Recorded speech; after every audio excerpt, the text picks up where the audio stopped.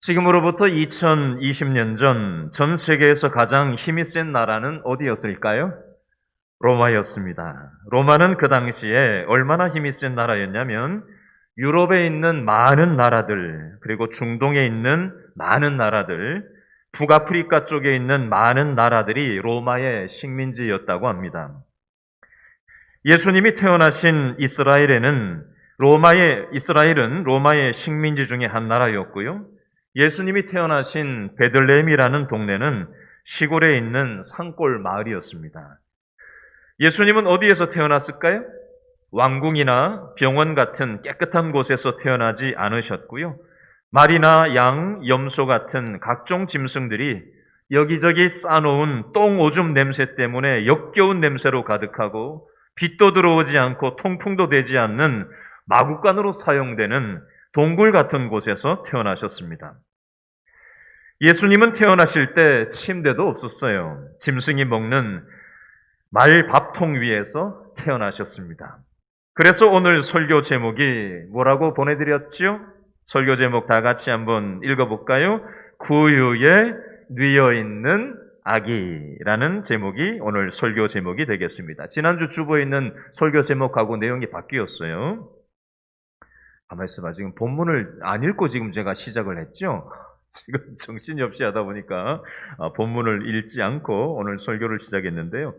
본문 일단 적어 놓으세요. 누가복음 2장 8절부터 20절까지 말씀입니다. 누가복음 2장 8절부터 20절 말씀인데요. 제가 중간중간에 이따가 읽을 거니까 굳이 다시 읽지는 않겠습니다. 예수님이 태어나시던 날 어떤 일이 일어났을까요? 천사들이 예수님이 태어난다는 소식을 누구에게 전했을까요? 누가복음 2장 8절 말씀을 한번 펴보시겠어요? 누가복음 2장 8절 말씀부터 20절 말씀인데요. 자, 8절 말씀에 보니까 밤에 양들을 돌보던 누구에게 알렸다고요? 천사들이 예수님 태어난 소식을 목자들에게 알렸다고 누가복음 2장 8절에 나오고 있고요. 그랬더니 9절에 목자들이 어떻게 반응을 하죠? 무서워했다라고 반응을 하고 있습니다. 천사가 목자들에게 말한 내용이 10절부터 12절 말씀까지 나오는데 우리 누가복음 2장 10절부터 12절 말씀까지를 우리 집에 있는 아이들, 유치부, 유초등부, 중고등부, 청년들, 우리 엄마, 아빠, 할아버지, 또 할머니 할 거 없이 다 같이 한번 소리를 내서 한 목소리로 읽어보겠습니다. 누가복음 2장 10절, 11절, 12절 말씀입니다. 다 같이 읽겠어요? 시작. 천사가 이르되 무서워하지 말라. 보라, 내가 온 백성에게 미칠 큰 기쁨의 좋은 소식을 너희에게 전하노라. 오늘 다윗의 동네에 너희를 위하여 구주가 나셨으니 곧 그리스도 주시니라. 너희가 가서 강보에 쌓여 구유에 뉘어 있는 아기를 보리니 이것이 너희에게 표적이니라 하더니 아멘. 여러분, 이스라엘은 로마의 식민지로 힘들게 살아가고 있었어요. 그래서 이스라엘 사람들은 우리들을 구원해 줄 구원자를 애타게 기다리고 있었습니다. 그런데 자기들이 그렇게 오랫동안 기다리던 구원자가 태어났다는 소식을 듣고 너무 기뻤어요. 그래서 어떻게 했죠? 천사가 알려준 장소로 찾아가는 장면이 오늘 누가복음 2장 16절, 17절, 18절, 19절 말씀에 나옵니다. 누가복음 2장 16절부터 19절 말씀까지를 다 같이 묶어서 소리내서 읽어보겠습니다. 16절 시작. 빨리 가서 마리아와 요셉과 구유에 누인 아기를 찾아서 보고 천사가 자기들에게 이 아기에 대하여 말한 것을 전하니 듣는 자가 다 목자들이 그들에게 말한 것들을 어떻게 여겼다고요? 놀랍게 여기되 누구는? 마리아는 이 모든 말을 마음에 새기어 생각하니라. 아멘. 무슨 내용이죠? 동굴에 도착한 목자들은 구유에 뉘어 있는 아기 예수님을 확인했어요. 그리고 사람들에게 천사한테 들은 말을 전달했습니다. 이 아기가 구원자이고 구유에 누워 있는 바로 이 아기가 구원자라는 표식이 된다라는 사실을 사람들에게 전달을 했습니다. 그 말을 전했더니 그곳에 모인 사람들이 어떻게 반응했다고 18절에 돼 있죠? 듣는 자가 다 목자들이 그들에게 말한 것들을 밑줄 그으세요. 어떻게 여겼더라? 놀랍게 여겼대요. 여러분, 여기에서 놀랍게 여겼다는 말은 다른 말로 하면 이상하게 여겼다라는 뜻이기도 하고요. 원어적인 말로 얘기하면 한마디로 얘기해서 목자들의 말을 믿지 않았다는 뜻입니다. 풀어서 얘기하면 이렇습니다. 이 아기가 어떻게 우리의 구원자가 될 수 있냐? 그것도 이렇게 냄새나고 보잘것없는 구유에 초라하게 누워있는데 그게 말이나 되는 소리냐라고 하면서 사람들이 놀랍게 여기고 이상하게 여기고 목자들의 말을 믿지를 않았다라고 오늘 19절, 18절 말씀에 기록하고 있습니다. 그 당시 짐승의 외양간은 주로 동굴을 사용했어요. 우리가 일반적으로 생각하는 한국식 외양간을 생각하면 안 됩니다. 이스라엘에 이제 이집트나 이스라엘이나 요르단이나 이런 유목 생활을 하는 사람들이 중동 지역에서 어떻게 양과 그 가축대를 몰고 어디에다가 외양간을 하는지를 여러분 영상으로 보신 적이 있는지 모르겠는데요. 그 산 같은 데를 파가지고 거기다가 이제 짐승을 집어넣고 가난한 사람들은 그렇게 외양간으로 주로 사용을 했었습니다. 빛이 하나도 들어오지 않는 어두운 동굴 안에 외양간으로 사용했다는 거예요. 예수님은 빛도 들어오지 않는 어두운 동굴에서 태어나신 이유가 무엇이었을까요? 이 세상에 아무리 어두운 곳일지라도 빛의 근원 되시는 예수님이 이 땅에 오시면 인생의 어두움이 물러가게 된다는 것을 나타내 보여주기 위함이었습니다.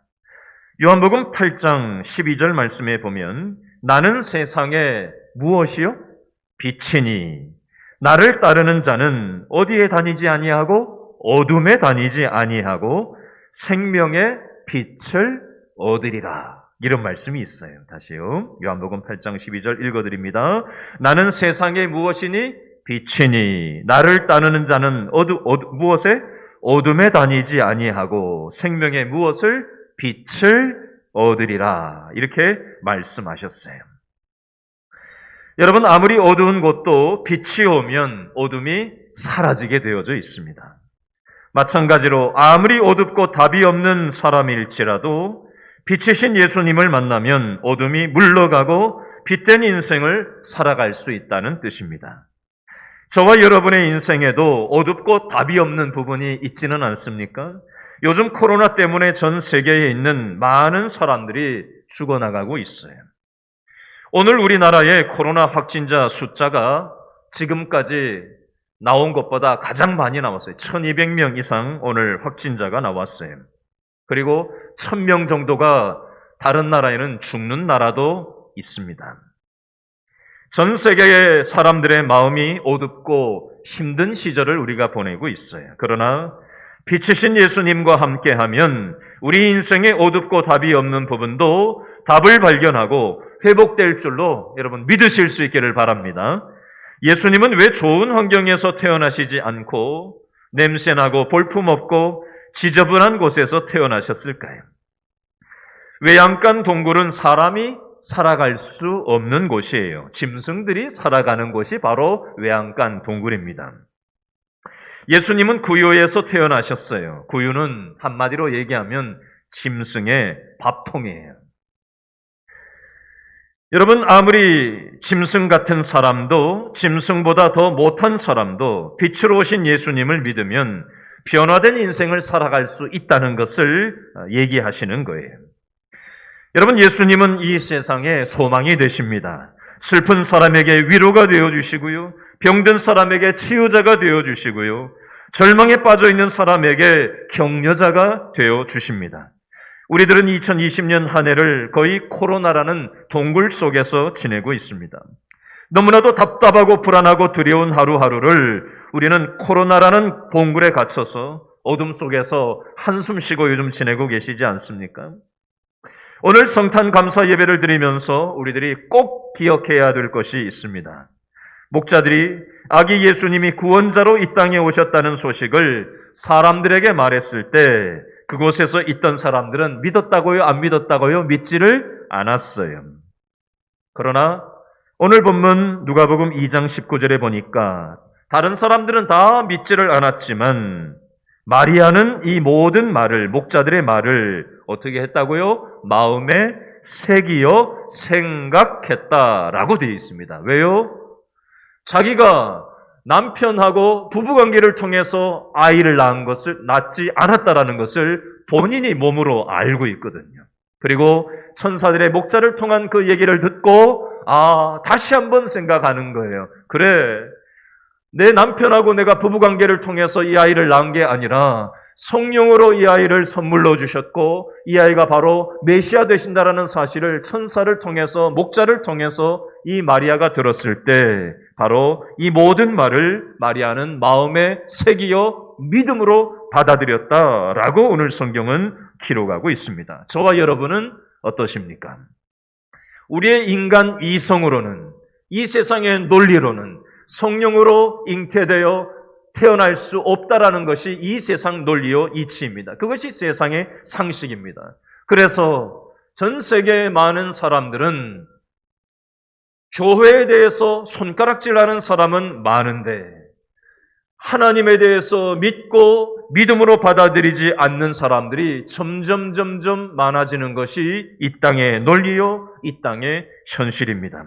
여러분, 이 성탄 감사 예배를 드리면서 오늘 영아, 유치, 유초, 중고, 청년, 우리 모든 장년, 노년에 이르기까지 우리 길신교에 속한 모든 우리 성도들 한 사람 한 사람 마음 가운데 우리의 인간 이성으로는, 이 세상의 논리로는 성령으로 잉태되어 아이를 낳을 수 없음을 우리는 이 세상의 논리로는 그렇게 얘기할지 모르겠지만, 그리고 많은 사람들이 이 사실을 믿지 않을지 모르겠지만, 마리아가 성령으로 잉태되게 하셨음을 믿고 알고 몸으로 알고 있고 또 천사의 목자들을 향한 이 소식을 듣고 다시 한번 이 사실 앞에서 그 얘기를 마음에 두었던 것처럼 여러분, 저와 여러분들도 이 성탄절에 예수님께서 이 땅에 소망으로 오시고 답으로 오시고 우리를 위로하시고 격려하시고 코로나 동굴 속에 갇혀서 한숨 쉬는 저와 여러분의 인생을 회복하시고 새롭게 하시고 이 어둠을 몰아내시고 빛으로 이 세상을 다스리는 주인 되신다는 사실을 인정하시고 믿음으로 나가는 저와 여러분 다 될 수 있기를 바랍니다. 이 사실을 믿는 사람들을 다시 한번 우리 가족들 옆에 있는 분들에게 인사하겠습니다. 손을 다 같이 들고 메리 크리스마스. 다시 한번 인사하겠습니다. 우리 현장 예배에서 예배 준비하시는 분들도 큰 소리로 인사하시고 또 가족들, 우리 아이들과 할머니, 할아버지, 엄마, 아빠, 우리 아이들, 형제들끼리 다시 한번 믿음으로 고백하겠습니다. 메리 크리스마스. 예, 기도하겠습니다.